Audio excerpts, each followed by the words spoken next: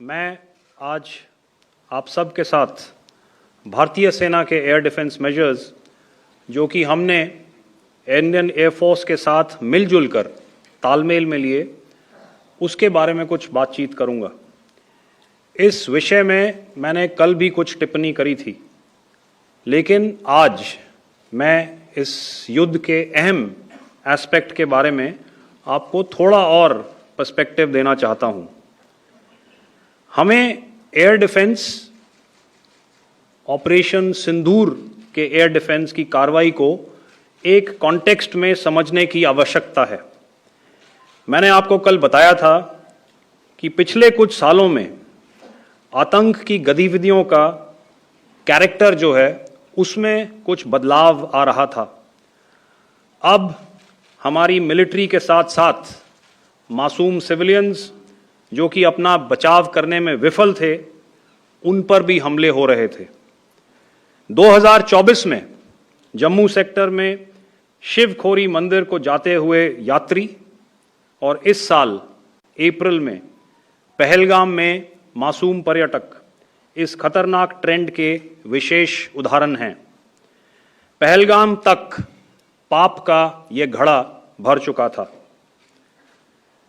उसके बाद जो हुआ उसके बारे में हम कल विस्तार में बातचीत कर चुके हैं, क्योंकि आतंकियों पर हमारे सटीक हमले लाइन ऑफ कंट्रोल और इंटरनेशनल बाउंड्री को पार करे बिना किए गए थे।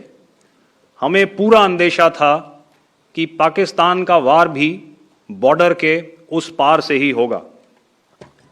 इसलिए हमने अपनी एयर डिफेंस की पूरी तैयारी पहले से ही कर ली थी। हमारी इन्वेंट्री में शामिल काउंटर मैन्ड एरियल सिस्टम्स,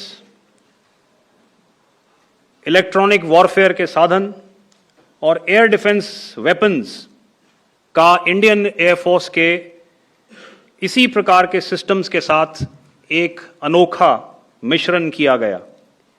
इसलिए आपने देखा कि जब जब पाकिस्तान एयरफोर्स ने हमारे एयरफील्ड्स और लॉजिस्टिक इंस्टॉलेशंस में 9 और 10 मई की रात को लगातार हमले किए, वो इस मजबूत एयर डिफेंस ग्रिड के सामने विफल हो गए। आपके सामने इस ग्रिड को एक तरीके से दर्शाया गया है। आप देख रहे हैं कि इंटरनेशनल बाउंड्री से कितनी layers, radars, counter unmanned aerial systems, उसके पीछे शोल्डर फायर्ड वेपन्स, हमारे विंटेज एयर डिफेंस वेपन्स जो कि काफ़ी सालों से हमारी सेना में हैं। एयर मार्शल भारती ने भी उसके बारे में बात करी। और लास्ट में हमारे modern air defence weapon systems. तो कोई मौका नहीं था कि पाकिस्तान एयरफोर्स ये मल्टी टियर डिफेंस को पार करके पीछे हमारी एयरफील्ड्स या लॉजिस्टिक इंस्टॉलेशंस को टारगेट कर पाए। ये जो डायग्राम आप अपने सामने देख रहे हैं, ये मुझे एक इंसिडेंट की याद दिला रहा है। और मैं आपको इस उदाहरण के ज़रिए से एक ये एस्पेक्ट हाईलाइट करना चाहता हूँ।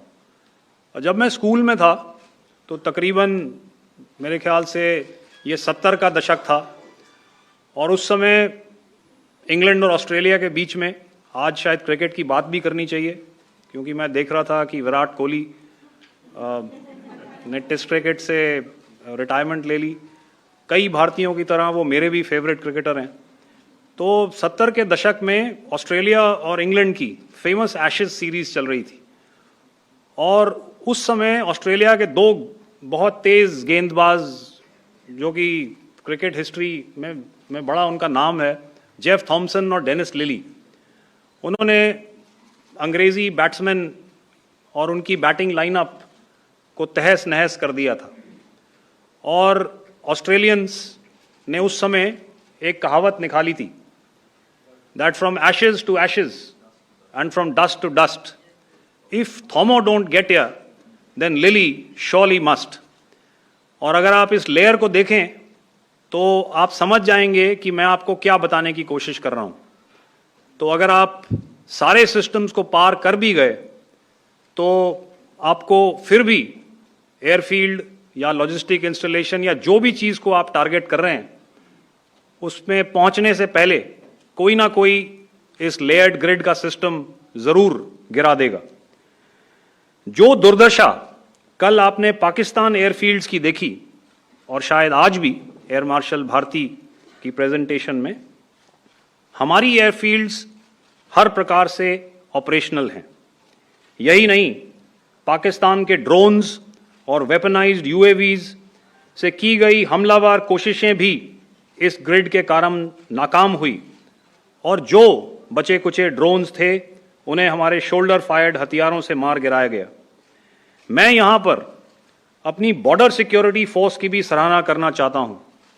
उनके डायरेक्टर जनरल साहब से लेकर बॉर्डर पर तैनात बीओपी पर पहरा देने वाले आखिरी जवान भी हमारे इस अभियान में बढ़ चढ़कर शामिल हुए और बहुत बहादुरी से उन्होंने हमारा साथ दिया।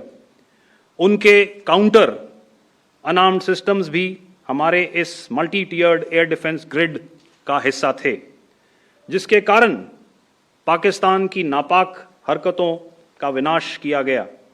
आपने सुना ही होगा, जब हौसले बुलंद हों तो मंजिलें भी कदम चूमती हैं। In the end, I would like to highlight again that in every single domain that Operation Sindhur has been prosecuted, there has been absolute synergy between the three services. Not only have we, in this endeavor, been fully supported by our government, departments, and agencies, I cannot here not mention our 140 crore countrymen that have stood behind us with their prayers and goodwill, urging and inspiring us to achieve our mission and objectives. For that, we salute you. You are indeed the best. Jai Hind.